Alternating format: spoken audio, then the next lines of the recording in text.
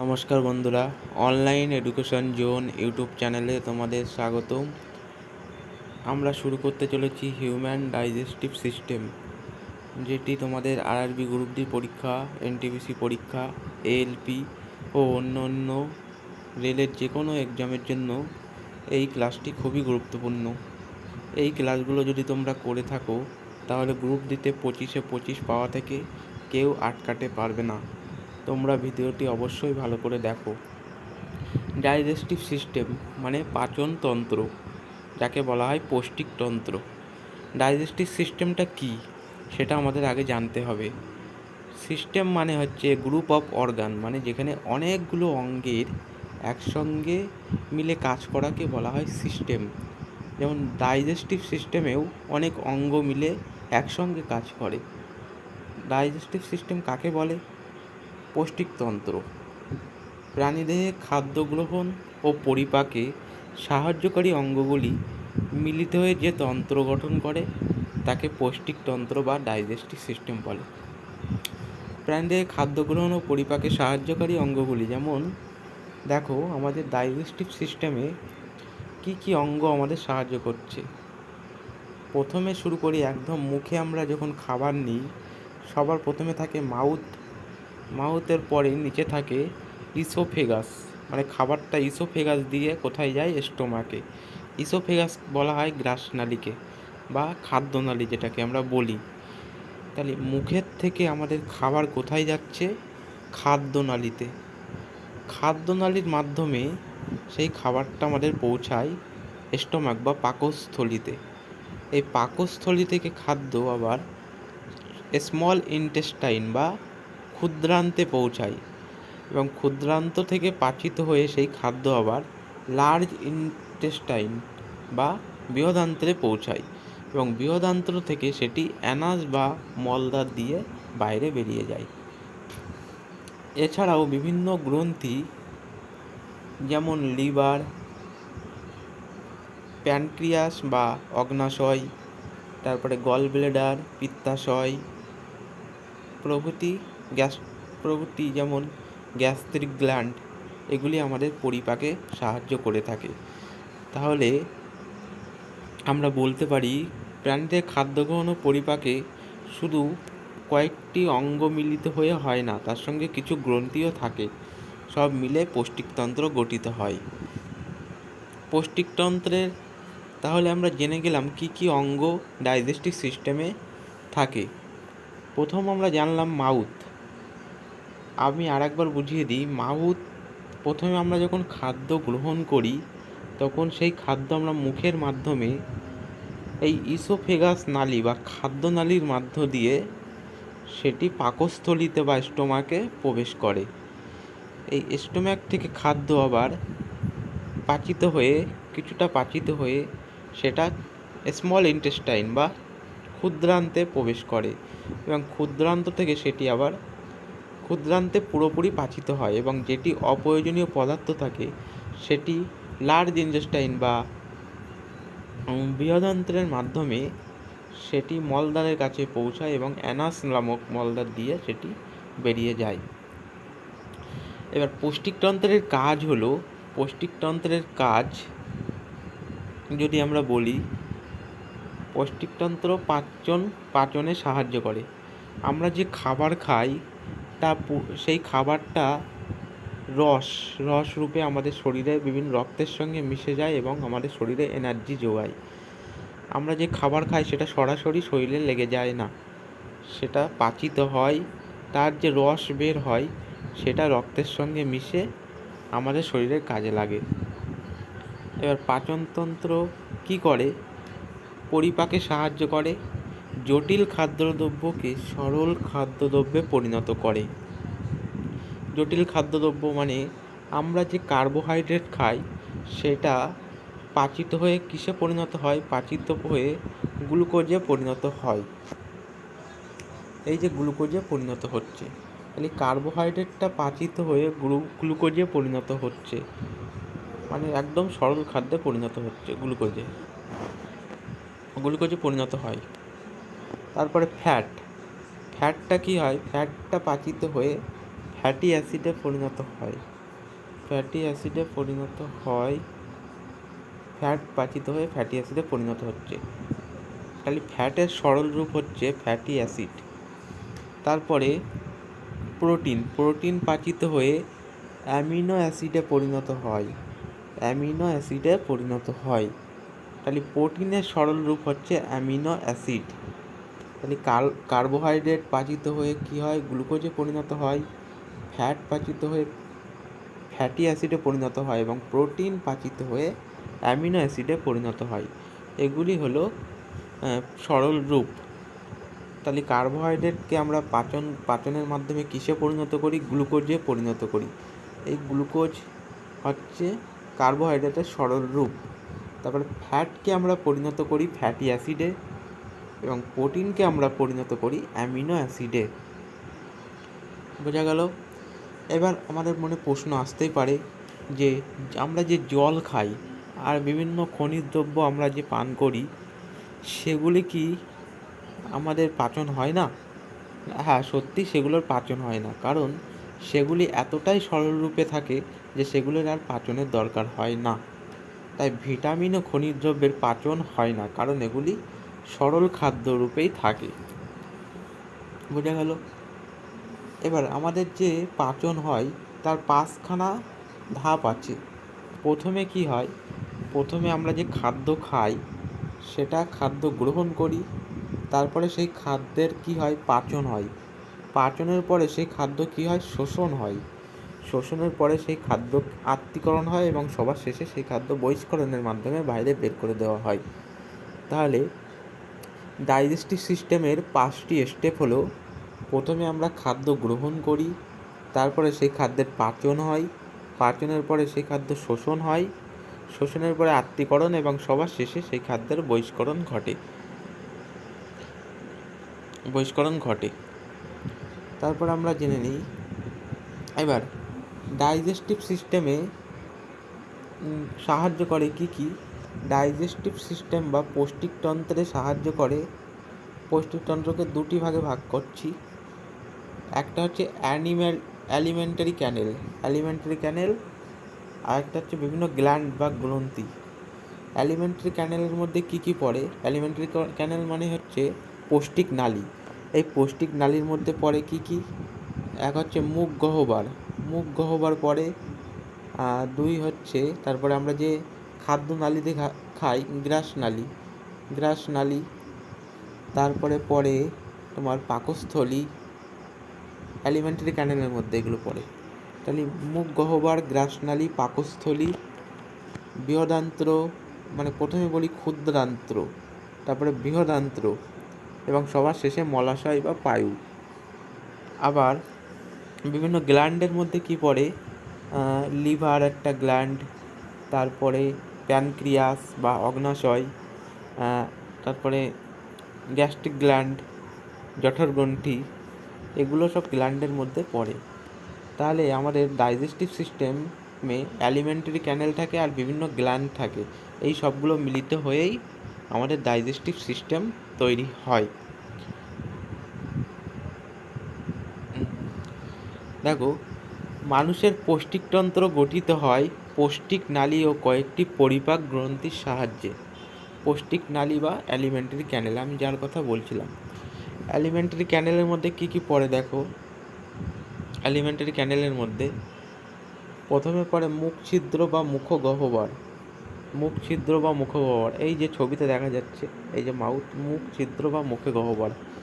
তারপরে কি? 2 নম্বরে গ্রাসনালী, এই হচ্ছে ইসোফেগাস বা গ্রাসনালী এটা। তারপরে পাকস্থলী, এটা স্টোমাক বা পাকস্থলী। তারপরে ক্ষুদ্রান্ত বা স্মল ইন্টেস্টাইন, বৃহদান্ত্র বা লার্জ ইন্টেস্টাইন এবং সবার শেষে কোথায় যায়? মলাশয় বা পায়ু। তাহলে অ্যালিমেন্টারি ক্যানেলের পার্ট কোনগুলো? মুখ ছিদ্র বা মুখগহ্বর, গ্রাসনালী, তারপরে পাকস্থলী, ক্ষুদ্রান্ত, বৃহদান্ত আর মলাশয় ও পায়ু। তাহলে ডাইজেস্টিভ সিস্টেমে প্রশ্ন আসতেই পারে এমন যে পৌষ্টিক নালীর মধ্যে কোন অঙ্গগুলি পড়ে? তোমরা মনে রাখবে 6টি অঙ্গ পড়ে। মুখছিদ্র বা মুখগহ্বর, গ্রাসনালী, পাকস্থলী, ক্ষুদ্রান্ত, বৃহদান্ত্র, মলাশয় ও পায়ু। এবার যে গ্ল্যান্ডগুলো বাকি থাকছে, এই পাকস্থলীর মধ্যে একটা গ্ল্যান্ড পাওয়া যায় বা গ্রন্থি পাওয়া যায় যাকে বলা হয় গ্যাস্ট্রিক গ্ল্যান্ড। আর একটা গ্রন্থি হচ্ছে আমাদের লিভার একটা গ্রন্থি। দেখো, পৌষ্টিকতন্ত্রের সংলগ্ন গ্রন্থিগুলো কি কি? স্যালিভারি গ্ল্যান্ড, যেটা মুখে থাকে। মুখে কোন গ্ল্যান্ড থাকে? স্যালিভারি গ্ল্যান্ড, যেটি আমাদের মুখের মধ্যে থাকে। আর গ্যাস্ট্রিক গ্ল্যান্ড, যেটি আমাদের পাকস্থলীতে থাকে, গ্যাস্ট্রিক রস নির্গত হয় যেখান থেকে, গ্যাস্ট্রিক গ্ল্যান্ড। তারপরে লিভার একটা আমাদের গ্রন্থি। আর প্যানক্রিয়াস বা অগ্নাশয়ও আমাদের পরিপাকে সাহায্য করে। অ্যালিমেন্টারি ক্যানেল, আমরা আগে জেনে নেব অ্যালিমেন্টারি ক্যানেল যেটাকে আমি বললাম, এই যে অ্যালিমেন্টারি ক্যানেল, এটি 9 মিটার লম্বা হয়। 9 মিটার লম্বা হয় অ্যালিমেন্টারি ক্যানেলটা। অ্যালিমেন্টারি ক্যানেলের মধ্যে আমরা বাকাল কাভিটি বা মুখের যে অংশগুলো সেইগুলো সম্পর্কে জেনে নিই। মুখের মধ্যে প্রথমে পড়ে আমাদের দাঁত সম্পর্কে আমাদের জানতে হবে, কারণ দাঁতও পরিপাকের একটি অংশ। স্টাডি অফ টিথ, দাঁত নিয়ে গবেষণা বা অধ্যয়ন করাকে কি বলা হয়? ডোন্টোলজি। এখানে ওর উচ্চারণটা হবে না, ডোন্টোলজি। তাহলে স্টাডি অফ টিথ কি বলা হয়? ডোন্টোলজি। দেখো, ছবিতে আমরা দেখতে পাচ্ছি দাঁতের কিছুটা অংশ আমরা ওপরে সাদা অংশ রূপে দেখতে পাচ্ছি, আবার কিছুটা নিচে আছে। এই যে অংশটুকু আমরা দাঁতে দেখতে পাই, এই অংশটুকু একে বলে ক্রাউন বলা হয়। এবং যে অংশটুকু নিচে থাকে, যেটা আমরা দেখতে পাই না, সেকে বলে রুট। এবার দাঁতের যে আমরা সাদা অংশটা দেখতে পাচ্ছি, এটাকে বলা হয় এনামেল। এই এনামেলটা খুব শক্ত হয়, কারণ এই এনামেল ক্যালসিয়াম কার্বনেট ও ক্যালসিয়াম ফসফেট দিয়ে তৈরি। এর মধ্যে ক্যালসিয়াম ফসফেটের পরিমাণটা সবথেকে বেশি। এই ক্যালসিয়াম ফসফেট খুবই শক্ত, তাই এই এনামেলটা খুব কঠোর হয়। এই এনামেলের নিচের এই অংশটাকে বলা হয় ডেন্টিন। তার নিচের যে অংশটুকু দেখতে পাচ্ছি আমরা, এটাকে বলে পাল্প। তাহলে দাঁতের যে অংশটুকু আমরা দেখতে পাই তাকে বলে ক্রাউন, এবং দাঁতের নিচের অংশটুকু কি বলা হয়? রুট। দাঁতের যে শক্ত অংশটুকু, যে সাদা অংশটুকু আমরা দেখতে পাই, তাকে বলে এনামেল। এই এনামেল তৈরি হয় ক্যালসিয়াম কার্বনেট ও ক্যালসিয়াম ফসফেট দিয়ে। দেখো, দাঁতে একদম এই এনামেলের নিচের যে অংশটুকু তাকে বলা হয় ডেন্টিন। এই ডেন্টিনের নিচে আছে দেখো পাল্প। এখানেই থাকে নার্ভ। আমাদের দাঁতে যে যন্ত্রণা হয় এই নার্ভের জন্য, এই নার্ভ শীত তখন সচল হয়ে যায়, তখন দাঁতে যন্ত্রণা করে। যদি এই অংশটুকু না থাকে, তখন এই নার্ভে আঘাত লাগলে দাঁতে যন্ত্রণা হয়। দেখো, দাঁতের বাইরের অংশ, আমি যেটা বলছিলাম, দাঁতের বাইরের অংশ এনামেল নামক পদার্থ দিয়ে তৈরি। এই পদার্থগুলি খুব কঠোর হয়। এনামেল কী দিয়ে তৈরি? ক্যালসিয়াম কার্বনেট দিয়ে তৈরি আর ক্যালসিয়াম ফসফেট দিয়ে তৈরি। এই ক্যালসিয়াম ফসফেট সবচেয়ে বেশি পরিমাণে থাকে, ক্যালসিয়াম ফসফেট। বোঝা গেল? দেখো, দাঁতের যদি বলা হয় একজন অ্যাডাল্ট মানুষের থাকে 32টি দাঁত, আর একজন চাইল্ডের থাকে 16টি দাঁত।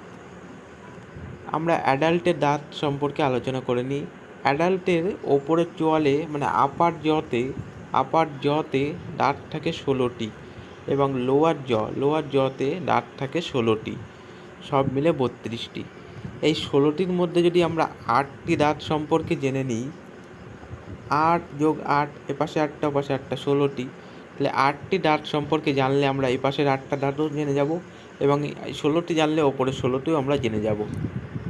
এই 8টা দাঁতের মধ্যে এই দেখো ছবিতে দেখা যাচ্ছে 8টা দাঁতের মধ্যে একদম সামনের যে দুটো থাকে এই যে এই দুটোকে বলা হয় ইনসাইজার।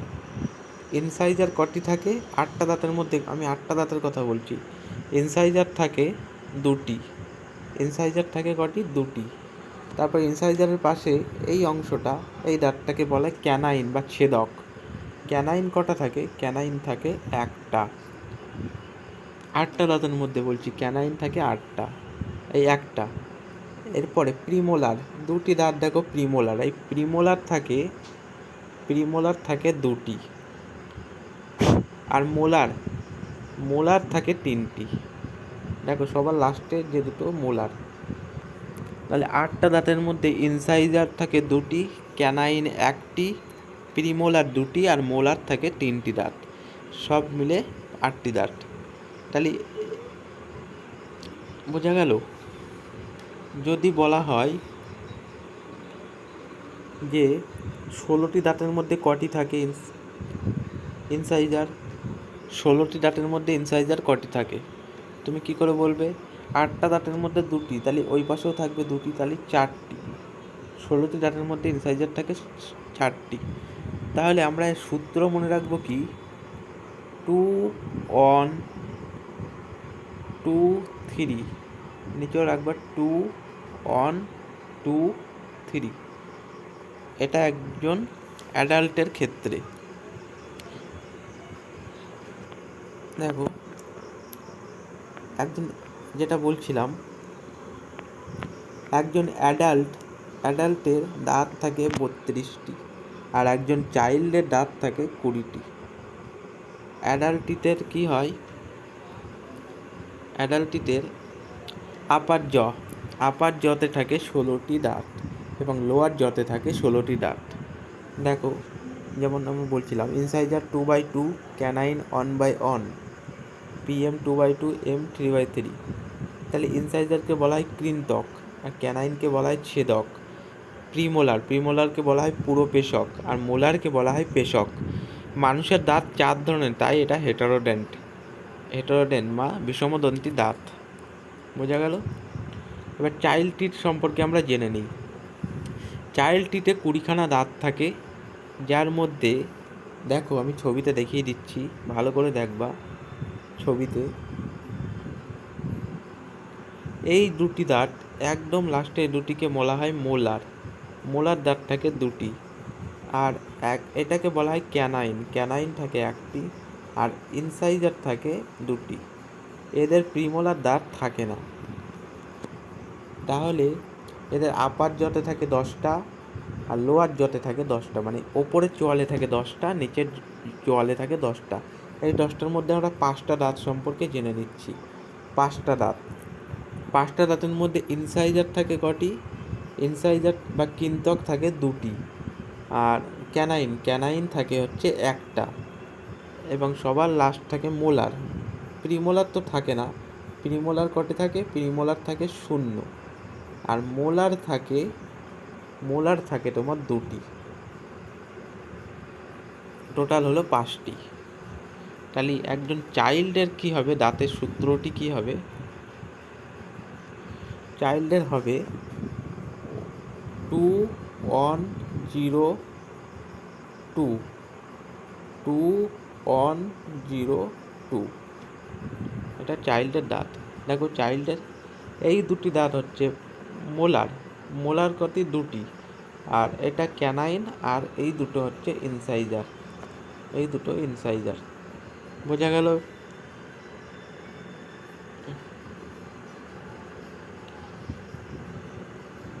এটা হচ্ছে অ্যাডাল্টিটের দাঁত।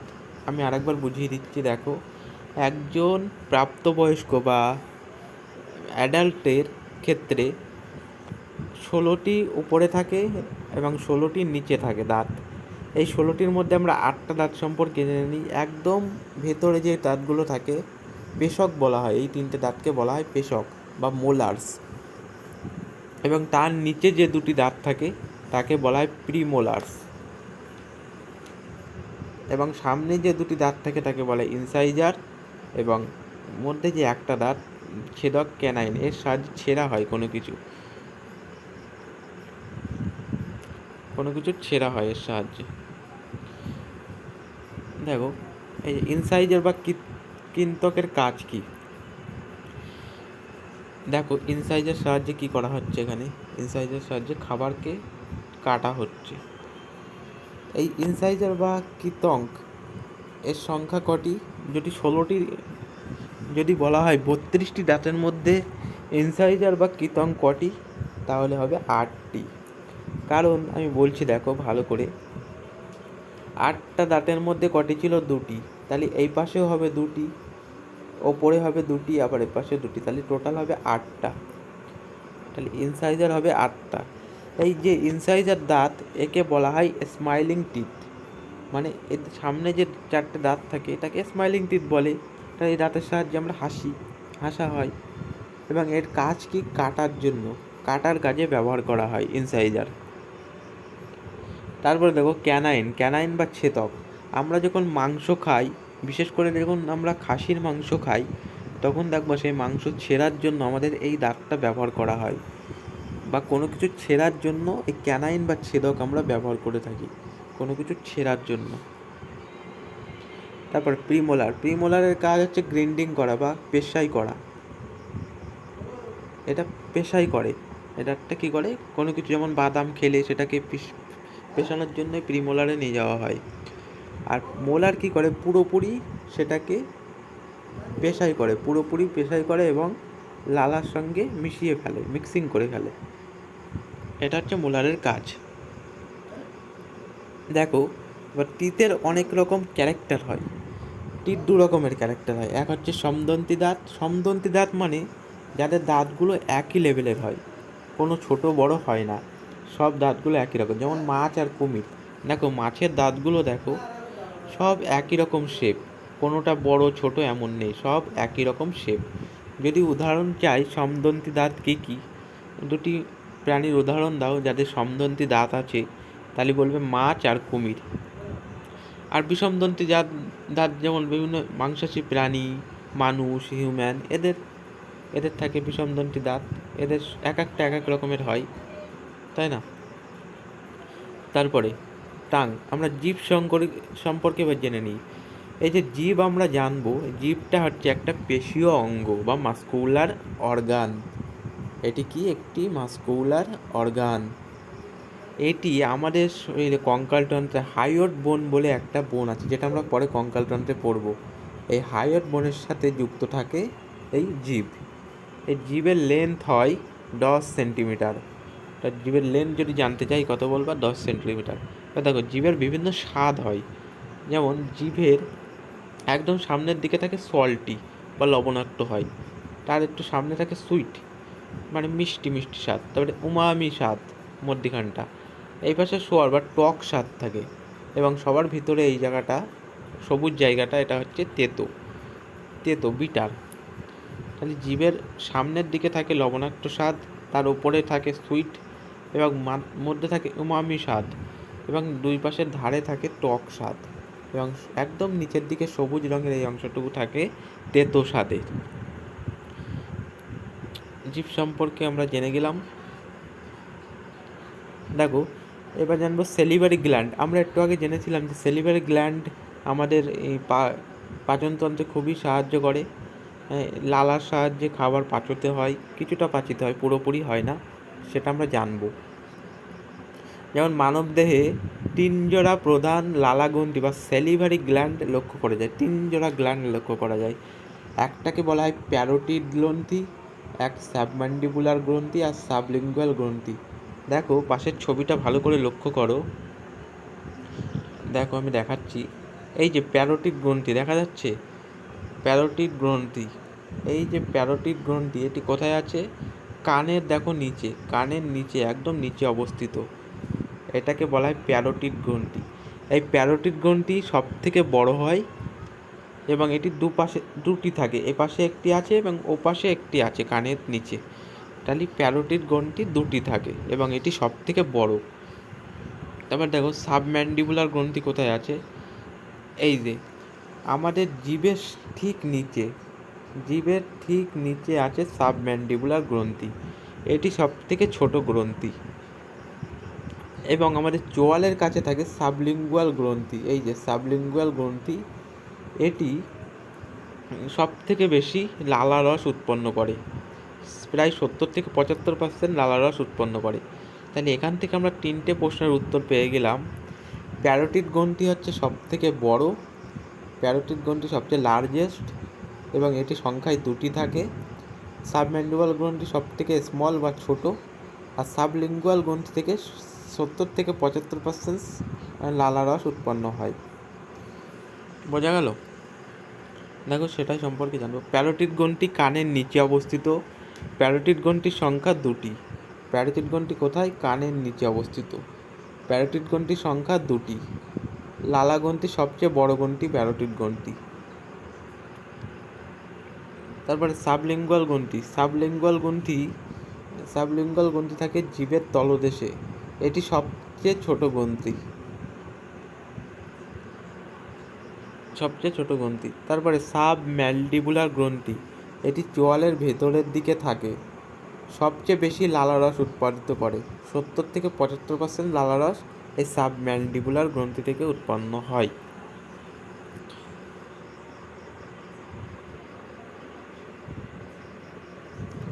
দেখো সালিভা লালারসের পিএইচ মান কত?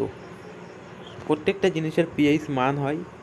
যেমন আমাদের লালা গ্রন্থির লালারসের পিএইচ মান প্রায় 6.2 থেকে 7.6। এবার এই লালারস তৈরি হয় কী কী দিয়ে? তোমাদের মনে প্রশ্ন আসতেই পারে। এই লালারস তৈরি হয় জল আর বিভিন্ন এনজাইম দিয়ে, এনজাইম বা উৎসেচক। এবার এই লালা গ্রন্থি থেকে আমরা 2টি এনজাইম সম্পর্কে জানব, যেগুলি আমাদের পাচনে সাহায্য করে। যেমন 2টি এনজাইম কী কী? এক হচ্ছে অ্যামাইলেজ আর হচ্ছে লাইসোজোম। এই অ্যামাইলেজ কী করে? এই অ্যামাইলেজ আমাদের শর্করা যে থাকে, শর্করা বা কার্বোহাইড্রেট, এটাকে মল্টোজে পরিণত করে। স্ট্রাসকে কী করে? মাল্টোজে পরিণত করে। মাল্টোজ মানে এই ধরো একটা শর্করা তুমি খেলে, এটাকে কী করে? এটাকে 2 টুকরো তৈরি করে, 2 টুকরের ভেঙে ফেলে, গ্লুকোজ প্লাস গ্লুকোজ, 2টি টুকরে ভেঙে ফেলে।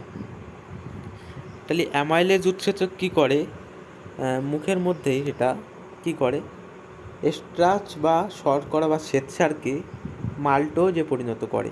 মানে এখানে পুরোপুরি পাচন হয় না, গ্লুকোজ প্লাস গ্লুকোজের একটা বন্ধন তৈরি হয় এবং এটা পরবর্তীতে গিয়ে পাচিত হয়। বোঝা গেল? অ্যামাইলেজের অন্য নাম আছে। অ্যামাইলেজের অন্য নাম কি? টায়ালিন। অ্যামাইলেজের আরেক নাম টায়ালিন। তাহলে কি সেলিভারি গ্ল্যান্ড থেকে 2টি উৎসেচক নির্গত হয়, অ্যামাইলেজ আর লাইসোজোম।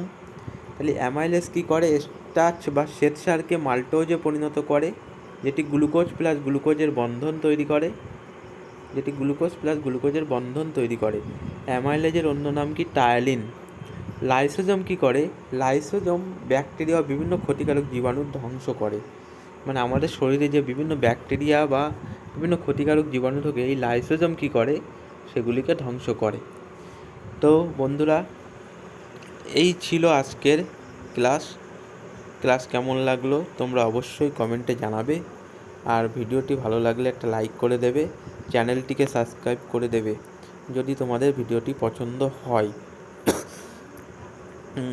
তো পৌষ্টিকতন্ত্র বা ডাইজেস্টিভ সিস্টেমের আজকে প্রথম পার্ট, এর 3-4টে ক্লাস আমাদের করতে হবে।